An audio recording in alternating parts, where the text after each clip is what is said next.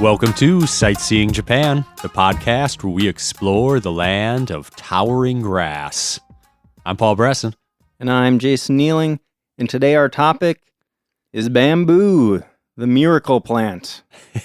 I didn't see in my research anyone calling it the miracle plant, but that's my name for it because this stuff is amazing. Wow, that's a great name for it. I can't believe that's not already the nickname for bamboo. Yeah, it's unlike anything else. It's got so many cool properties. Yeah, bamboo is found all over Japan and is widely used. For all sorts of stuff. It's an important raw material, but it's also important culturally in Japan as well. Yeah.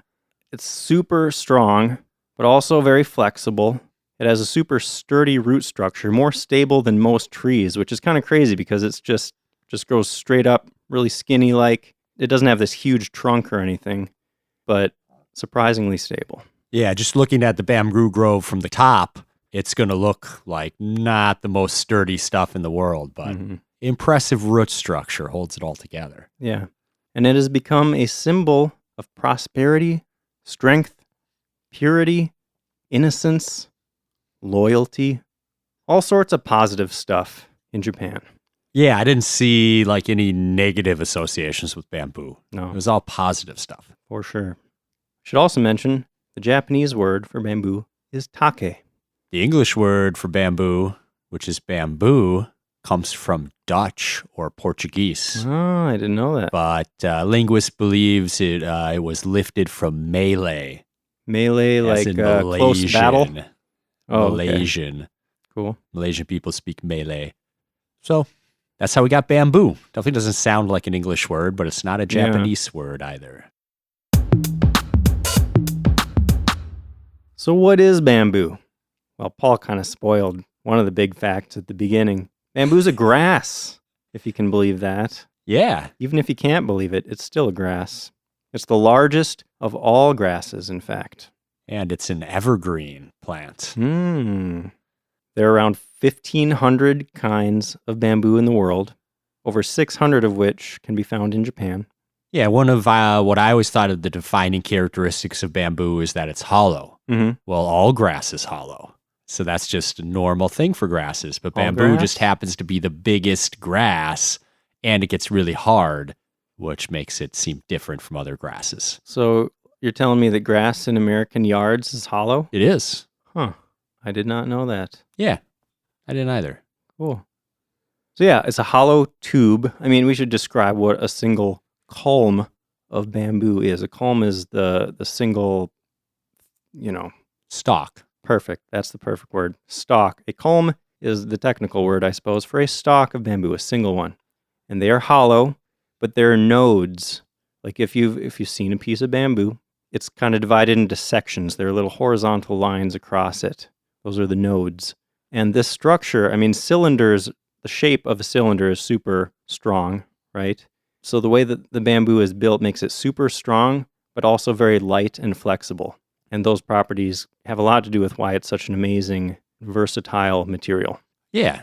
And bamboo is pretty common. It grows all over most of the world, except Canada and Europe, I noticed, are bambooless, except for gardens. It grows well in gardens. That's a fun word. Yeah, no native species in Europe or Canada, but there almost everywhere else. There are native bamboos in like the southeastern United States. I did not know that. That's cool. Yeah. I don't know if they get like the 30-foot tall ones, but I didn't really look into it. But there are bamboos in America. Yeah.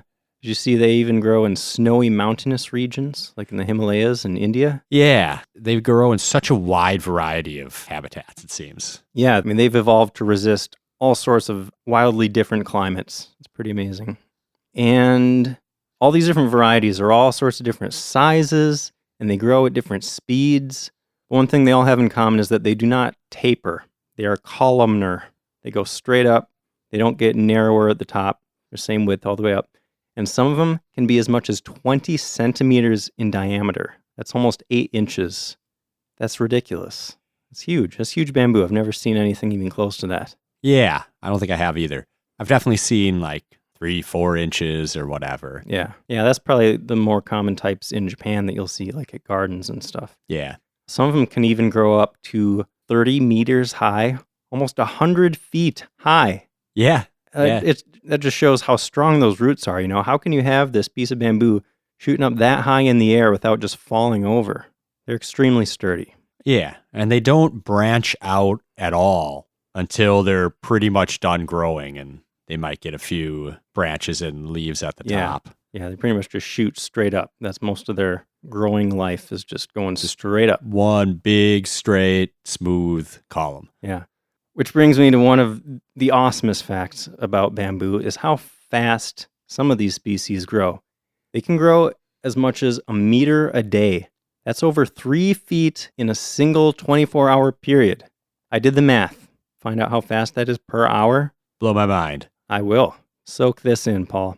There are types of bamboo that can grow over 1.5 inches per hour. Wow. You could just sit there and watch bamboo grow right in front of you.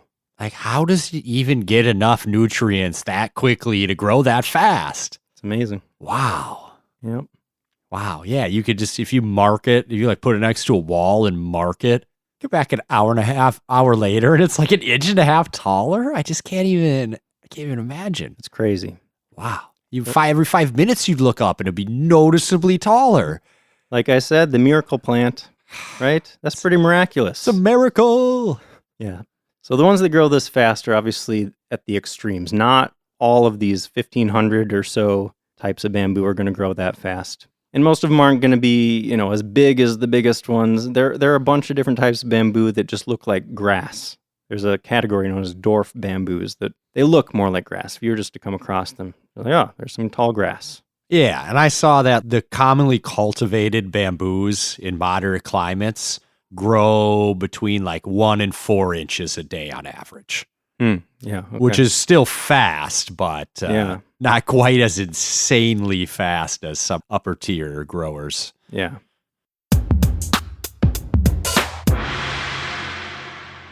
So let's go into some detail on the life cycle of bamboo, because it's pretty interesting. Yeah. Bamboo is just really, really unique plants. Yeah. It's just different than a lot of what I've learned about before. Definitely. Miracle plant stands apart. Where does a new bamboo culm come from, Jason? From underground rhizomes. A rhizome is this sort of growth underground. Ginger, for example. Ginger is a rhizome, like the part that you eat, that grows underground, and there are roots that come out from that, and then there's a plant part, a green part, that pops up out of that and comes out of the ground. And you could have different green parts sprouting out of different parts of the ginger popping through the soil. That's how bamboo works. Same kind of idea. So you have all these different culms popping up from this same rhizome. And there are actually 2 types, 2 ways this can happen. There are dense clumps where the rhizome is pretty centralized and it very slowly expands outward as it grows.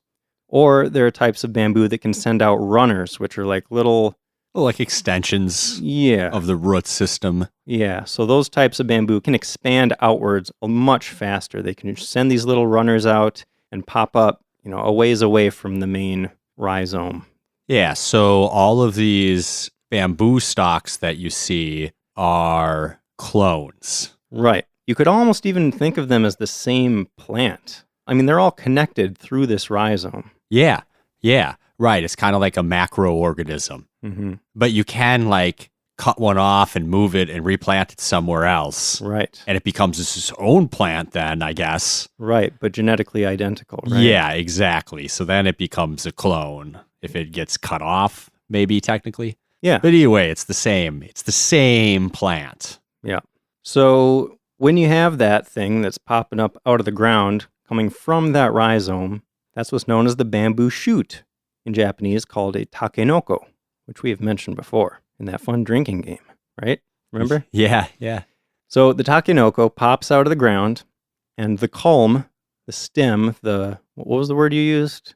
Stalk. The stalk reaches for the sky, like we said, without branching out. It's just going to shoot straight up as fast as it can until it's almost at its full height. And that process takes only a single growing season, like 3 to 4 months. Yeah, that's it. It's done growing. Yeah. Once it's really tall, like Paul mentioned earlier, it can produce fine branches with leaves, and those are always going to sprout out from those nodes the little horizontal lines kind of dividing the sections of the bamboo. And once it does that, once the branches are popped out, the culm is going to very slowly harden over the next couple years.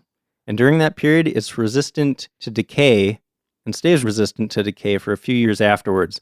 This is that time period where you're going to want to harvest that bamboo if you're going to use it for making things out of it. Yeah. I heard like between 3 and 7 years old was Right. like the time. That's when you harvest bamboo. Exactly. Depending on the species, they can have different periods of when they're best. So they're harvested when they're at their maximum height and minimum sap. Bamboo does have sap.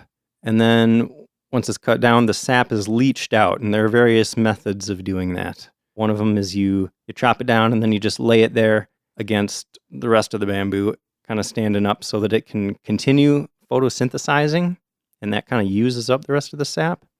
There are also ways of leaching the sap out by standing them up in water or forcing water through them even to get the sap out. Interesting. Yeah. Yeah, if you ever hold bamboo like as a finished product, you just don't imagine sap or anything sticky on it. Right. It just seems like this dry, hard wood. Yeah. But you can kind of, if you look at the end of cut bamboo, you can kind of see these pores. I'm thinking that must be where the sap comes in, you know? Probably, yeah. That's where it would live. So if you don't cut the bamboo down, you just let it continue along its normal, natural path.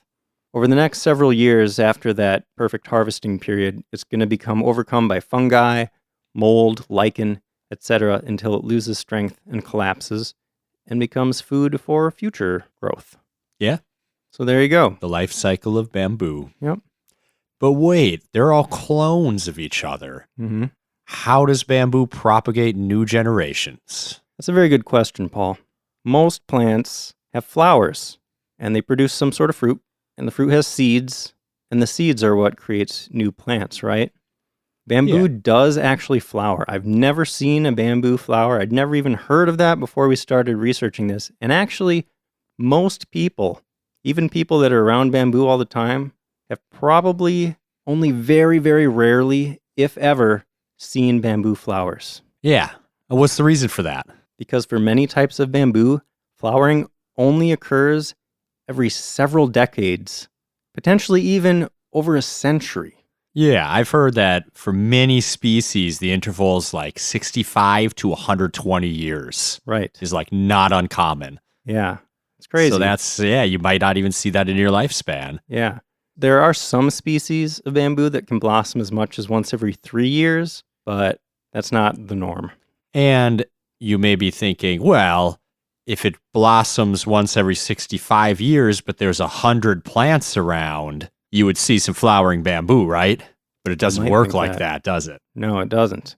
Because all of the bamboo flowers at the same time. Now, this, I made sure to research this in depth a little bit because that seemed a little confusing. Like, does that mean all bamboo of a single species flowers at the same time? I believe not. Not necessarily. So, like we said, most bamboo, most of those culms that pop up are clones of each other. Mm-hmm. So, the most accurate way to say it is that bamboo of the same stock blossoms together at the same time. And what that means is that all of those bamboo, if they're the same stock, that means they came from the same original plant. So you could have a rhizome that grows, and then you cut off a piece of it, and you transport it somewhere else in the world, and you plant that. Those two different groups of bamboo are part of the same stock. They're related to each other. They have these same genetics. They're clones. Right. So there's something encoded into their DNA that tells them when to flower. Yeah, and they flower at the same time. Even if they've been separated for decades, and one is in the tropics and another one's like in the Himalayas, vastly different climates. Yeah. They will flower at the same time. That is crazy. It's incredible. That and the speed that bamboo grows are my two favorite facts about bamboo. That's crazy. Yeah, they're both like two extreme things that you just don't see in biology very often, or if anywhere else. Yeah. So once the bamboo flowers and produces its fruit, they generally die pretty quickly afterwards. Right. So all of it. A whole grove, because often the whole grove is all related. It's all from the same rhizome to start with. So the whole grove will die at the same time because it flowered. And then you've got to wait around for the new bamboos to grow. Right. And that can cause some problems for multiple reasons. So the blossoms are actually seen as harbingers of bad luck because of all the bad things that can happen when all the bamboo dies. So if you're harvesting the bamboo, obviously, if it all dies, you're not going to have a good harvest. You're not going to be able to use it for making all the things that bamboo is super useful for making. Not just that, even the next spring, once the bamboo starts sprouting, you need to wait 3 more years at least for all of that bamboo to mature. So you're going to be without bamboo possibly for years. Yeah. The age of the rhizome matters too, right? Like you can't plant seeds, have a new rhizome. Even though that bamboo is going to grow in that first year, it might not be usable for processing and making things out of it for several more years. Yeah, and like before globalization, like if your local bamboo grove just died and you had to wait years, you're just out of that resource for a long time. So it was never a good sign for people that the bamboo was flowering. Right.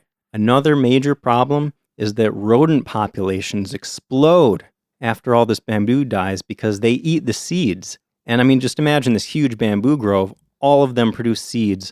All of them die. There are tons of seeds around. Yeah, it's a big section of the forest that usually doesn't create fruit or food. All of a sudden creates all this fruit and food, and the rodents just go nuts. Yeah. And then after they're done with the bamboo seeds, they're going to eat everything else around, including crops, grains, stored food. Like they could actually lead to famine in a community because they just eat all the available food and there's nothing left for people. Yeah, and it's hard to like guard against rats. Yeah. You know, like you can chase a wolf away from your sheep or whatever, but you can't catch every rat trying to sneak onto your field. Yeah. And they bring diseases with them too. Right. So they can spread bubonic plague and other things like that when they're swarming through your village. Yeah. Bad news. Yeah. Paul, did you see that there have actually been reports in the last year from central to southern Japan about people seeing bamboo blossoms all over the place? No. Yeah. Oh, wow. I haven't seen like what the result of that is, but there might be some bad times coming for bamboo in Japan. Ah. Yeah, I read there was actually a big dying out in the 60s too at some point. I think it was about a third of the bamboo in Japan of this particular species died. So that was a big problem. I mean, the way bamboo is cultivated, if it's been cultivated for a while, I bet so much of that bamboo is related that they're cultivating. Yeah. You know, and I don't even know, but like a bamboo farm, it might all be the same one. Right. You know? Yeah. I mean, for most species, it's not necessarily an entire species that all blossoms and dies at once. But a lot of times it is a huge proportion of that species. Yeah. Because most species have been spread all over the world, not by the seeds, but by cutting them and, you know, moving pieces of the rhizomes around. Yeah. And just the way farming works, you know, they're selecting the bamboos that they like the best. And everybody's probably growing that same one because it's the best for something. Right. Right. Pretty cool. Miracle plant. Oh, it's I'm just going to keep saying that. It's a miracle plant. No one can change my mind.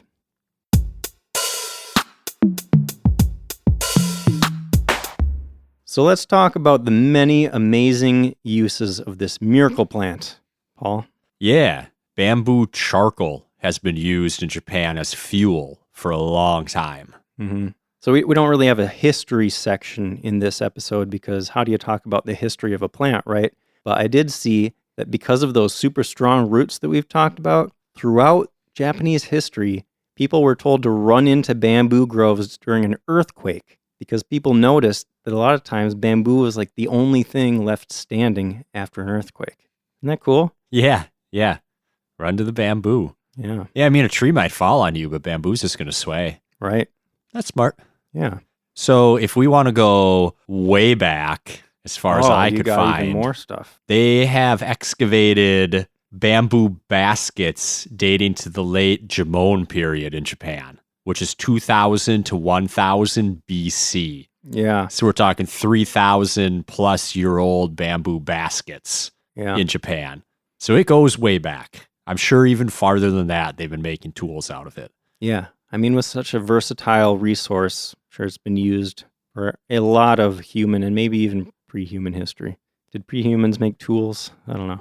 Yes. I mean, it depends what you call a human. Things before Homo sapiens definitely made tools, but you might call them humans too. I don't have a personal definition of human versus pre-human, but bamboo is used a lot in architecture around the world. In Japan, it's not used as much as a building material, just because there's so much high quality timber readily available in Japan. Right. So it's not used like as a primary building material, but it is used a lot in supplemental or decorative ways. Yeah. So like, what would you make with bamboo? You could use it to make gates, fences, decorations inside traditional homes. A lot of times are made out of bamboo. There are a lot of different ways they can be used for little decorations. And flooring material too. I saw recently that's kind of been more of a trend. And I saw, this makes a lot of sense, gutters. As it's hollow inside, you cut a bamboo in half, and it's like the perfect gutter just ready to go. Miracle plant. And you see like in Japanese gardens, little bamboo might be the, I can't remember what it's called, but it's called a shishi odoshi. I believe that's what you're going for. Yes. What is that? Okay, these things are really cool. You see them all over Japan, sometimes in Japanese gardens. Shishi odoshi means a deer scarer, basically. I didn't know that. Yeah, I didn't either. I thought it was just like a thing that makes a pretty noise, and I thought it was like a Zen thing. Right, like a nice peaceful atmosphere it kind of creates. But so basically what it is, you take a length of bamboo, one end of that bamboo is closed, and then one end is open so that it can hold water. And you have this piece of bamboo on a pivot. The closed end is resting on a rock, and the other end has water dripping into it. Like you'd have a little fountain sort of thing dripping water into the open end of the bamboo. So what happens is as the bamboo fills up with water, its center of gravity shifts towards the open end, and then it's going to tip over, and it's going to pour out the water. It's going to come back up. It's going to hit the rock and make this really satisfying thunk sort of sound, and the process starts again. Yeah, and it's pretty rhythmic too. Like it takes about the same time to fill up every time. Right. So every 30 seconds or whatever, you just kind of get the thunk. Yeah. Thunk, I mean, it is really a nice, peaceful sound. When you're hanging out in a garden and you hear that, like you got the nice trickle of the water, and then every once in a while, this nice tonal bamboo sound. Yeah, like the hard bamboo tapping wood. It's a natural sound. Yeah. But if you were a deer and you were trying to eat something in that garden and you hear that sound, you might think it's some predator coming up, so you might run away. Yeah, I never thought about that. That's awesome. It is awesome. That's super inventive. Yeah. They invented that for a reason. Like now we just enjoy it for what it is, but like that was a tool. Yeah. Bamboo is also used in making all sorts of little handicrafts. When I was in Arashiyama, which is a area of Kyoto, I stumbled across this store that sold exclusively things made out of bamboo. All sorts of things. Cups, umbrellas, chopsticks, kitchen utensils, trays, different types of containers, all sorts of stuff. Really cool place. They even, when I walked in there, they served me tea in a little bamboo cup. Like I'm just walking around and the storekeeper comes up to me with a little tray and that's awesome. Some tea. Yeah. That's awesome.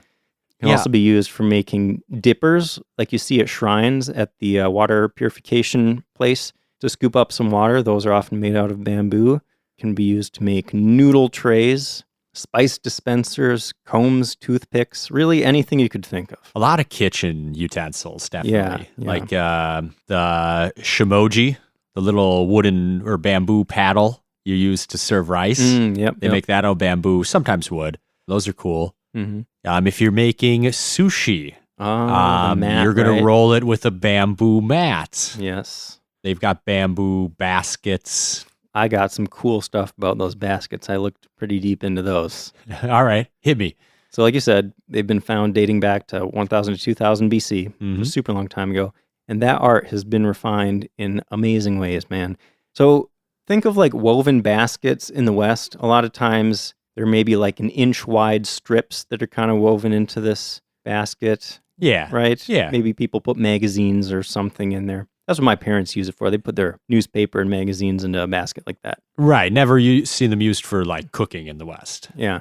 In Japan, though, I mean, they have one similar to that, but bamboo can be split so finely that there are baskets where they're using these extremely thin strips to weave really intricate, detailed designs. It's super amazing. Like, if you were far enough away from this basket, you might think that it was made out of clay, like a clay vase sort of thing. Nice. Yeah. And I read that it can take months to make a single basket because of all the detail and all the planning that goes into it. And they can sell for thousands and thousands of dollars. These are serious baskets.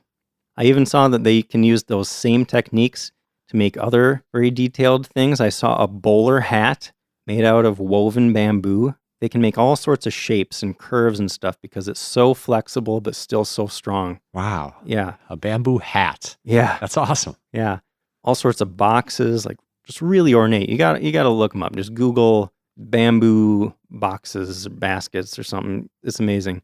And if you split bamboo finely enough, it can even be used to make ropes or even fabric. Like you can split bamboo so finely, it's like a thread that you can weave into fabric. Yeah, I've seen like bamboo shirts and stuff. Yeah, incredible. Yeah. Miracle plant. Miracle.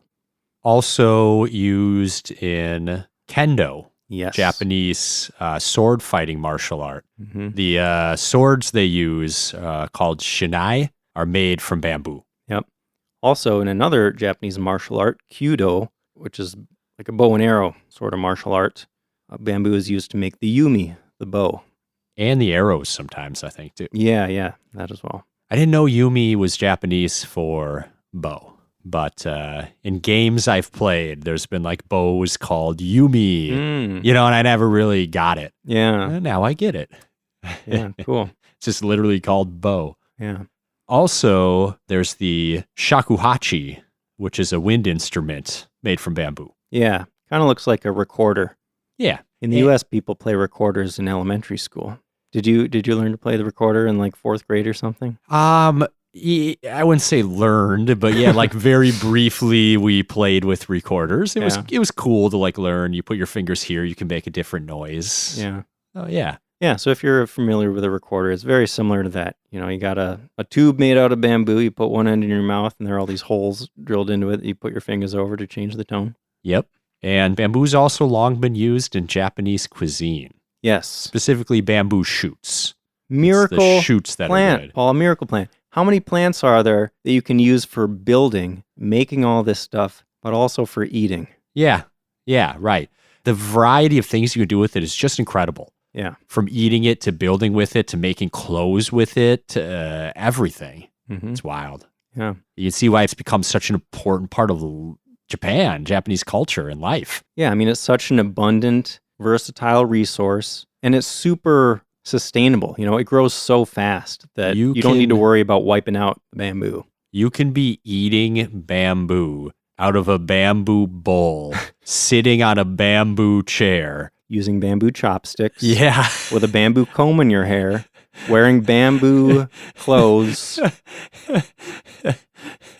How many levels of bamboo can happen at one? Like bamboo to the 10th power. Yeah. You can use it for anything. So for eating, let's get into this because this is pretty interesting, I think, too. You said you can only eat the shoots, right? You're not eating the fully grown bamboo, the same kind of stuff that you're making things out of. You're eating these nice little tender pieces of bamboo right as they pop out of the ground. Yeah, long before it's even thought about hardening up. Yeah. Don't eat them raw, though. Right. Oh, and I also want to say there are only 110 species of bamboo that are safe to eat at all, but even those ones contain a toxin called taxiphyllin that when you eat it and it goes down into your belly, it turns into cyanide, which is extremely toxic and can kill you in high enough concentrations. But they're pretty easy to process to make them edible. Usually you just boil them, basically. Yeah. Also, the canning process apparently takes care of that. So if you're ever getting bamboo shoots out of a can, they're good to go. Well, they've already been boiled before the canning part anyway, right? Probably. But, we've talked about this before. How do people figure this stuff out? Who tried to eat that first bamboo and was like, I'm not feeling so... Well, I guess, if you got a small enough amount of cyanide, it wouldn't kill you. So maybe they figured out, well, it kind of hurts my tummy if I make it without boiling it, Yeah, I mean, those poor people, but yeah, you get hungry enough, someone's going to try it. Yeah. And then you all learn. But yeah, that might be one way to do it. Little pieces. Yeah. If you get a little bit sick, don't eat more. Yep. Well, to whoever figured that out, thank you. All those things. All the mushrooms, all the everything that we know which ones are good and which ones are bad. Yeah. Thank you. Thank you so much. Especially for the bamboo, because bamboo shoots are delicious. If you've never had one, find some sort of Asian cuisine that uses bamboo shoots. There are all sorts of different types in all parts of Asia that use And they're bamboo shoots. very popular specifically in Japanese Buddhist food. Like monk food uses them a lot. Or for the food monks make, they use bamboo shoots a lot. Sure. So in summary, throughout Japanese history, people have used bamboo in pretty much any way you could possibly imagine. And then some. Yeah. If you visit museums in Japan, they have like old farming and cooking utensils and stuff, you're going to see a whole lot of bamboo. So let's talk about the cultural significance of bamboo in Japan. Yeah. In addition to the practical utilitarian stuff, bamboo is hugely important just in the culture, the idea of bamboo. You can see it even as like a Shinto shrine. Bamboo is often planted as a sacred barrier against evil getting into the shrine grounds. Right. Many Buddhist temples also have bamboo groves. Yeah. They're definitely common in Japanese gardens at religious places. Mm-hmm. You can even see mentions of bamboo in the Japanese language, like in little idioms. There's a saying, take owata yona hito, which means a man like fresh split bamboo, which refers to a frank, straightforward type of person. Yeah, I've got one. Hit me. Yabu hebi. What does that mean? Well, yabu is a bamboo grove, and hebi is a snake. So the meaning of it means you'll reap ill fortune from an unnecessary act. They think it comes from if you're poking at bamboo bushes, it may flush out a snake. I get it. It took me a second to connect those ideas, but that makes sense. So it's compared to like the expression, let sleeping dogs lie. I like it. That's Yeah. a good one. Yeah. You'll also see bamboo appearing in all sorts of paintings and literature. There's even an ancient tale called Taketori Monogatari, which translates to the tale of the bamboo cutter.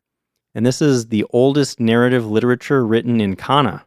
If you don't know what kana is, go back and listen to our Japanese language episode, because that's pretty interesting.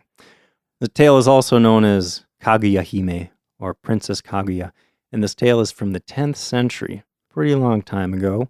Yeah. And if it's okay, I'd like to spend a moment telling this story, because I think it's pretty fun. Yeah. Let's hear it. All right. I'm not going to give the full thing with all the details, because that would take a very long time, but I'll give you the main points. So there was an old man, a bamboo cutter man. He cut down bamboo, and one day he saw a bamboo stalk that was shining. So he's thinking, what's up with this bamboo? There's something weird about this one. So he goes and cuts that down, and he finds Kaguya Hime, Princess Kaguya, inside of this bamboo stalk. She's really tiny, just like the size of his thumb. And so he takes her home, and he and his wife raise her into a beautiful young woman.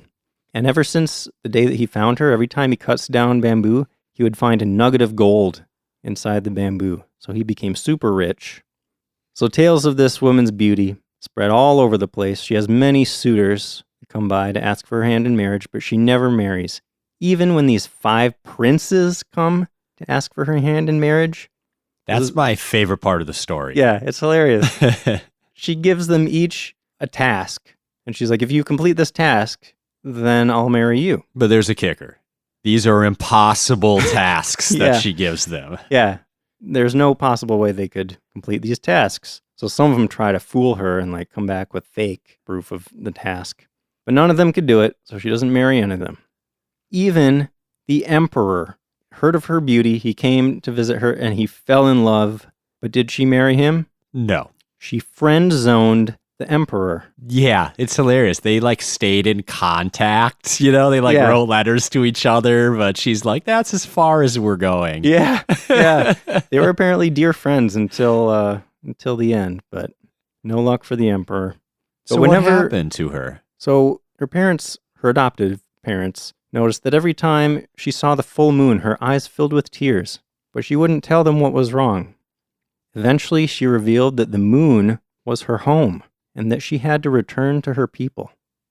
And there are different versions of the tale that explain why she came to Earth. One of my favorite ones is that she was sent to Earth to keep her safe from a celestial war. Ooh, okay. That's a good reason. Yeah. So eventually, during a full moon, an embassy of heavenly beings arrived at the door to take her back home. Everybody was very sad. She was sad. She wrote letters of apology to the emperor and her parents. And with her letter to the emperor, she attached some elixir of life, like of immortality, to the letter so that he could live forever. But when he received the letter and the elixir, he decided he didn't want to live forever if he couldn't spend his life with her. Very sad. This is starting to sound like a Greek tragedy. Yeah. So he asked his servants what mountain is closest to heaven. And a servant replied, the great mountain of Sugura province, which is where Mount Fuji is located. So the emperor told his servants to take the letter and the elixir to the peak and burn them in hopes that the smoke would reach her in her moon home.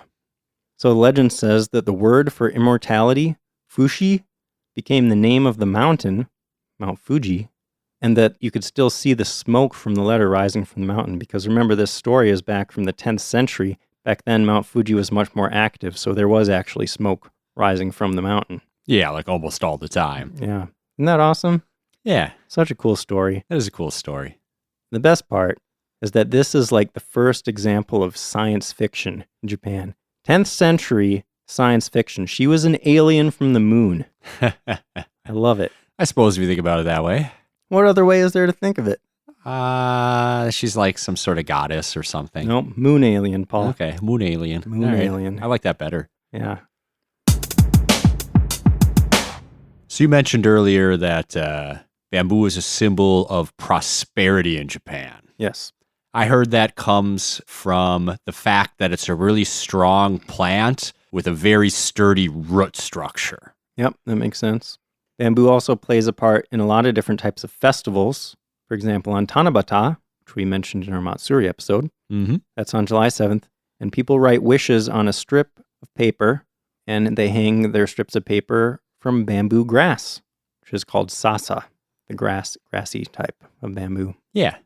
And bamboo, I mentioned earlier, was planted at shrines to ward off evil, but it's also used in all sorts of festivals and rituals in different ways as something that wards off evil. Yeah. So it's just wherever you've got bamboo, it fights against evil for you. Yeah. Paul, did you read about the three friends of winter? Yeah. Sho Chiku Bai. The pine, the bamboo, and the plum. Right. And this is a combination symbolizing long life, hardiness, and vitality. And this combination of these three things came from a Chinese art motif, actually. In Japan, it's used in art, but also in restaurants to indicate different price levels and quality for set meals. So like you'll go into a restaurant and they'll give you a menu and there are just three options. You got your pine, your bamboo, and your plum. And a lot of times they're labeled those even without a price, just so you can kind of tell them apart. Like, okay, this one's going to be most expensive. This one will be cheapest. Yep. The pine stands for longevity and endurance. The bamboo for flexibility and strength. And the plum represents a young spirit. Mm-hmm. So the plum is the lowest on that scale, right? Yep. I also thought it was cool how much bamboo works its way into the Japanese tea ceremony. How's that involved? Well, a lot of different utensils that are involved in the tea ceremony are made out of bamboo. There's actually a 16th century tea master named Senno Rikyu who pushed for a very natural, minimalist kind of style for the tea ceremony and helped establish a distinct Japanese style of bamboo crafts. Because the idea of these bamboo crafts came from China originally, but this kind of solidified a more Japanese style. So they use bamboo to make the whisks for whisking matcha into water. They use it to make tea scoops for like measuring out little scoops of tea. Okay. And I love this. Traditionally, tea masters would carve their own tea scoops. They would give them a name, and then they had these special little bamboo storage tubes that they would keep their little scoop in. and they would often inscribe the name of their scoop on it. Isn't that cute? That's really cool. Yeah. And besides all this, there are a whole bunch of famous bamboo groves in Japan, just known for their beauty. Like they're just a beautiful place to walk around and, be at peace with the bamboo. And they make a really nice sound as the wind blows through them and they're knocking against each other. There's a very beautiful one, a very, very famous one, perhaps the most famous one in Arashiyama. Paul, you and I visited that one. Yeah, it's quite impressive. Mm-hmm. It's very popular. Lots Yes. of people there. It's hard to get like a good clean shot of the bamboo or whatever, but just being there and enjoying it's really cool. Yeah. I just like it. There's something peaceful about it. Yeah. It's like rustling grass, except the grass is like 50 feet tall, swaying in the wind. Yeah. It's cool. Yeah. And instead of a rustling sort of sound, once in a while you hear a thunk sort of sound when they tap against each other. Yeah. Yeah. If you want to visit that bamboo grove, definitely go there very early in the morning before all the tourists show up. Yeah, if you want to get pictures or enjoy it more peacefully. Yeah. So that's all I have about bamboo. The miracle plant. Yeah. That's all you need to know. It's the miracle plant. Yep. We could have just done a 5-second episode. Bamboo, the miracle plant, the end. Does everything. Yep. All right. Well, if you want to see some pictures of bamboo, I know there's some on our website, sightseeingjapanpodcast.com. And what is our next episode, Paul? On the next episode, we are going to be recapping Jason's trip to Japan. That sounds fun. Yeah, that should be a lot of fun. Get to hear about everything you did. And I know you packed a lot in. I did. A whole lot. We're going to cover pretty much all of it. Some of it more briefly than other parts because it would take hours and hours. I could talk about that trip forever. It was so much fun. Yeah. So we'll dive into that next. Thanks for listening. Thanks for listening. We'll see you next time.